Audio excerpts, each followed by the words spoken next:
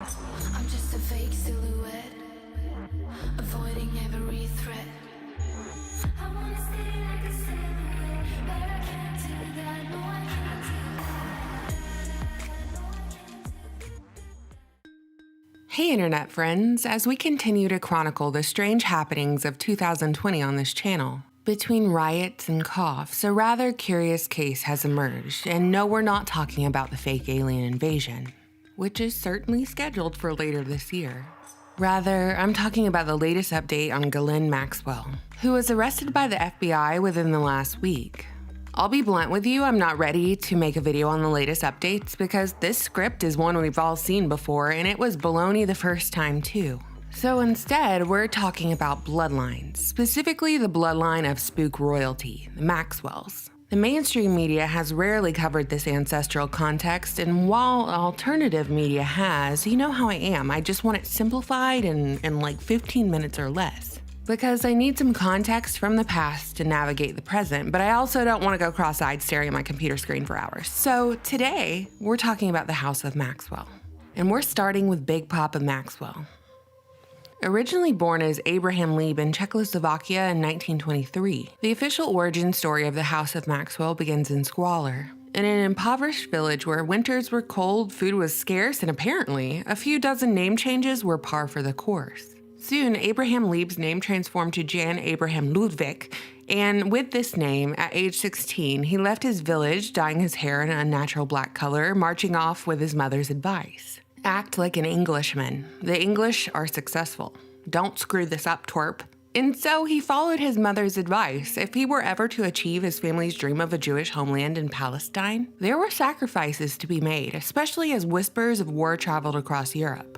And with those whispers, waves of what was dubbed anti-Semitic messages spread over radio stations. Upon hearing this talk, Abraham Lieb or Jan Abraham Ludwig or whatever the heck Robert Maxwell's name was at that time, took it upon himself to cast a better depiction of his people. So before World War II had even started, Robert Maxwell became a storyteller, telling those who would listen that he'd lied about his age so he could join the local Czech resistance movement in Budapest. A tale which he would relay to the BBC decades later, but it was a lie. There was no Czech resistance at that time in Budapest because there were no German soldiers in the city. But the facts didn't matter, it was the emotion from the story that mattered, which is perhaps why Robert Maxwell went on to become such a successful media mogul. By the time he requested to join the British Army's Pioneer Corps, he was going by the name Jan Hotch. Perhaps because it sounded a little more English and a little less, well, you know, not English, because he certainly didn't speak any at the time. He kept pushing to enlist in the English ranks, setting his sights on the 6th Battalion of the North Staffordshire Regiment.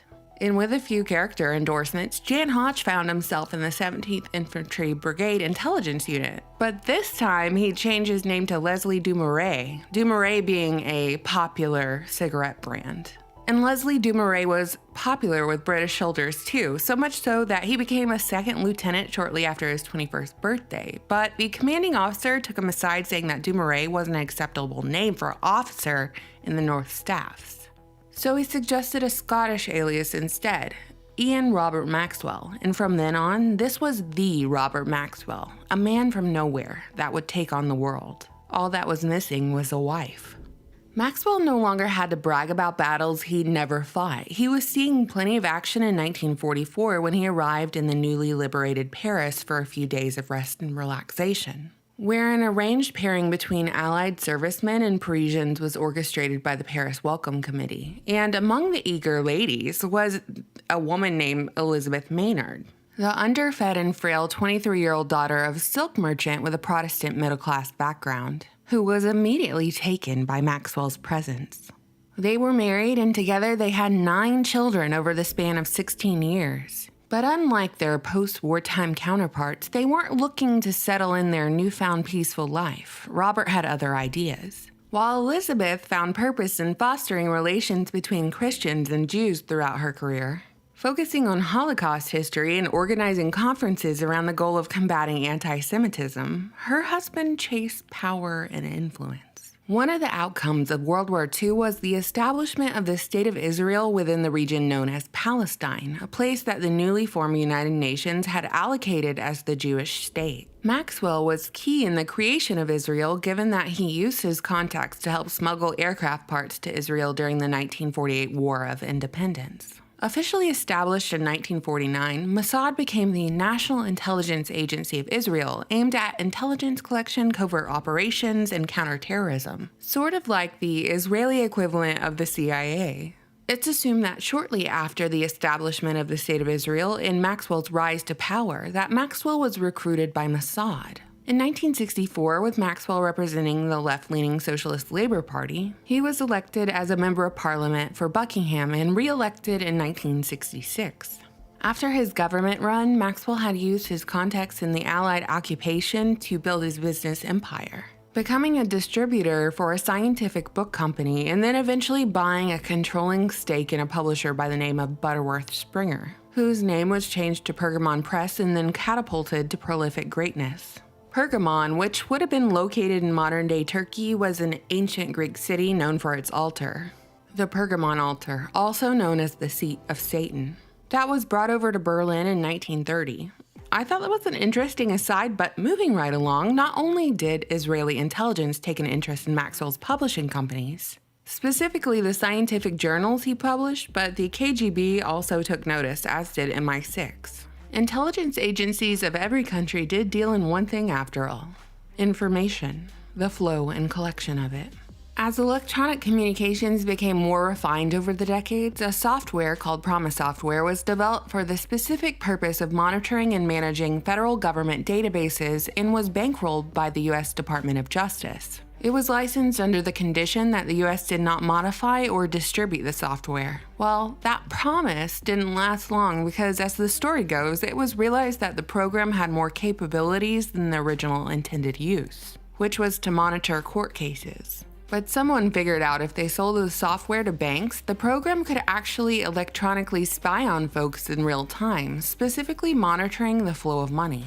Under the guise of protecting U.S. national interest, U.S. intelligence took the program to an Indian reservation, and the program was altered to create a backdoor to allow government spying. As the story goes, Israel wanted to buy the software but couldn't afford it, so they stole it and became a vendor for the software. Well, guess who had access to Promise and the backdoor?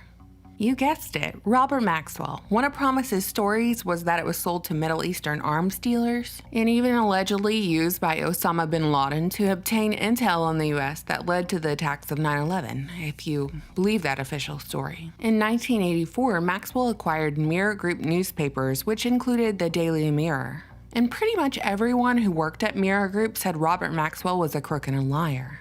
To say that this guy was a media mogul at this point would be an understatement. He had his hands in everything. MTV, New York Daily News, Macmillan Publishers, Nimbus Records, European newspapers, tabloids, and even a home computer company. So when I look at this guy, I see someone who is firstly privy to the latest information and he collects it, and two, he's a guy who is uniquely able to control the flow of information to the public, whether that be through educational texts, gossip columns, or even biographies about world leaders. It's a perfect job for an operative, a perfect job for a spy. All that's missing are sharks with laser beams.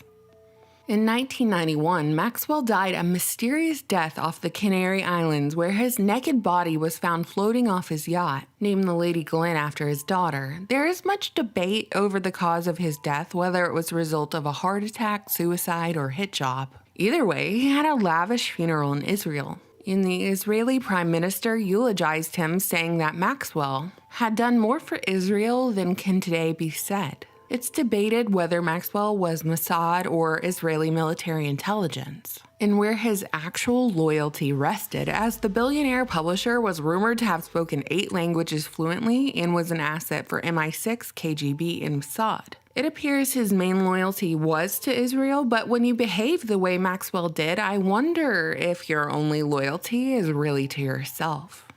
It later came out that Maxwell was responsible for stealing £460 million from the Mirror Group pension fund, amounting to about $1.1 billion to finance his operations and his lifestyle.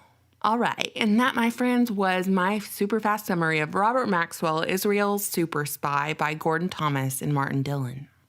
But all this spy business didn't end there. In fact, it stayed in the family. It's theorized that Ghislaine was heavily affected by her father's death and demise of his reputation. Her status and fortune had taken a hit, and thus Epstein provided her re-entry to the society to which she was accustomed, even though the key to that society was blackmail. I, however, suspect she was much less prey and altogether more predator, being spook family royalty and all. Ghislaine's twin sisters, Christine and Isabel, were apparently internet pioneers who founded Magellan Web Search Service. Magellan was one of the very first search engines that was live on the internet from 1995 to 2001.